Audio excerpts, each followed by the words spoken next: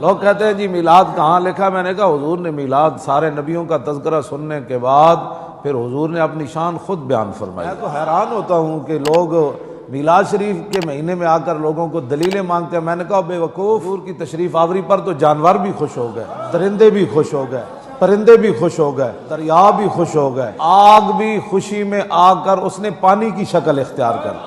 اصل جواز کی دلیل دینا ضروری نہیں ہے، وہ تو آیت کہہ رہی ہے سب کچھ تمہارے لیے جائز ہے۔ اصل دلیل چاہیے حرمت کی، اصل دلیل چاہیے کسی چیز کو ناپاک اور نجس قرار دینے کی۔ لہٰذا اب یہ کویسچن پیدا ہوتا ہے کہ اگر میلاد جائز نہیں ہے تو آپ قرآن یا حدیث سے کوئی دلیل پیش کریں۔ اگر نعت شریف پڑھنا جائز نہیں ہے، نعت خوانی، تو قرآن و حدیث میں دکھائیں۔ اللہ تعالیٰ نے کہیں فرمایا ہو میلاد مت کرو، کہیں اللہ نے فرمایا ہو نعت مت پڑھو، نہیں تو اس جواز والی آیت کے تحت ہی آئے گا اور سب جائز ہیں۔ کوئی دلیل نہیں ہے کہ جی صحابہ کرام نے کیا تو ہم کریں گے ورنہ نہیں۔ آپ اپنے لباس دیکھ لیں، اپنے گھر کا اسٹائل دیکھ لیں، آج آپ کی شادی بیاہ کے معاملات دیکھ لیں، مسجد پہ گنبد و مینار دیکھ لیجئے، نماز کے مسجد میں جماعت کے اوقات دیکھ لیجئے، دارالعلوموں کا قیام، اس کے لیے پھر امتحان کے اوقات، پھر اس کے بعد دستار بندی، اس کے بعد سند دینا، کون سی ایسی چیزیں جو صحابہ کرام نے کی تھی؟ تو اگر ہم یہ قاعدہ قانون بنا لیں کہ جی وہاں کی گئی ہو تبھی جائز ہے ورنہ حرام ہے، تو میرے پیارے بھائی زندگی کے کاروبار رک جائیں گے۔ یہ مطالبہ ہی بالکل غلط ہے۔ اب جتنے بھی مسالک اور مذاہب کے اندر ہوتے ہیں، پروگرام ہیں، جلسے ہیں، تقریبات ہیں، جلوس ہیں، اس طرح کا سٹائل اس دور میں تو یقیناً تھا نہیں۔ باقی اس عنوان سے بیٹھے ہوں، بات کی ہو، صحیح احادیث سے ثابت ہے۔ حضرت امیر معاویہ رضی اللہ تعالیٰ عنہ کی مرویات سے ہے کہ حضور علیہ السلام مسجد نبوی میں تشریف لائے تو صحابہ بیٹھے ہوئے تھے، جلسے کا سٹائل تھا، بلکہ حدیث کے لفظ ہیں کہ حضور آئے تو فرمایا ما اجلسکم، تم کیوں بیٹھے ہوئے ہو؟ تمہارے اس جلوس کا، بیٹھنے کا، جلسے کا کیا مقصد ہے؟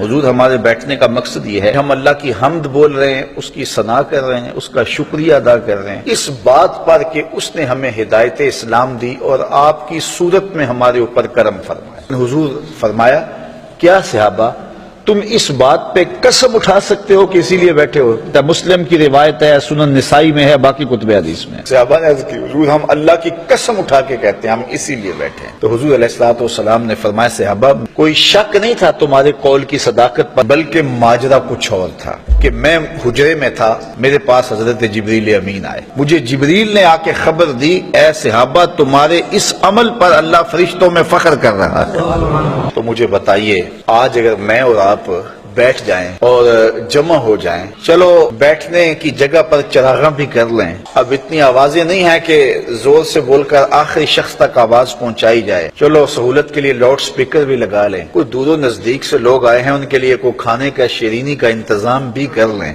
تو اس میں کیا قباحت ہو؟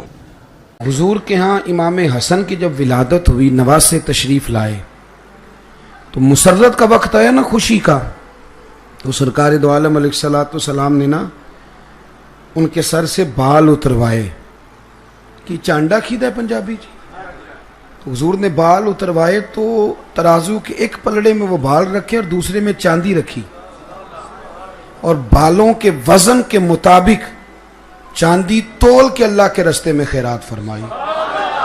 آپ اس بات کو سمجھیں، پھر ایک دفعہ سمجھیں، نوجوان جو روز سوال پوچھتے ہیں نا میلاد کا وہ ضرور توجہ کریں۔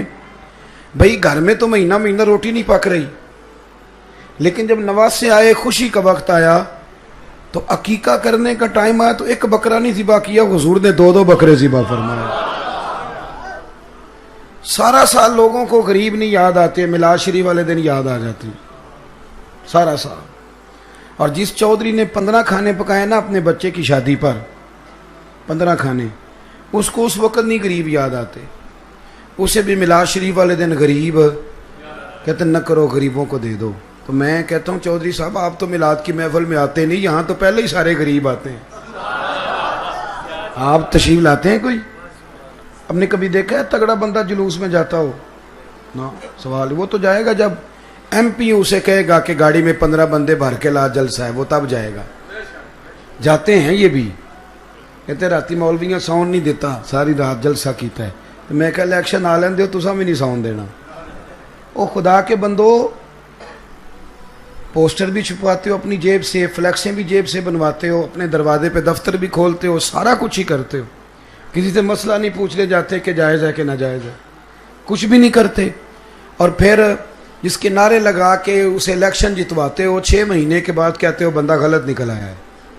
جھوٹوں کے نعرے لگاتے ہو, روز سجدہ صاف کرتے ہو, اپنا نصیب دیکھو اور سنی کا نصیب دیکھو. جب سے پیدا ہوا ہے مدینے والے کے نعرے لگا رہا ہے, اور قیامت تک دوبارہ سجدہ صاف کرنے کی ضرورت نہیں پڑے گی, ہمیشہ محبوب کے نعرے لگتے رہے.